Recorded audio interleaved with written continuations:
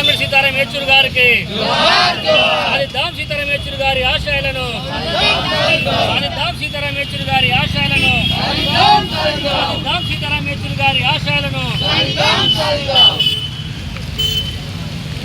SFI మాజీ జాతీయ అధ్యక్షులు సిపిఎం పార్టీ పొలిటిపూర్వ సభ్యులు సిపిఎం పార్టీ దేశ కార్యదర్శి కామ్రేడ్ సీతారాం యేచూరి గారు అకాల మరణం చెందడం చాలా బాధాకరమైన విషయం.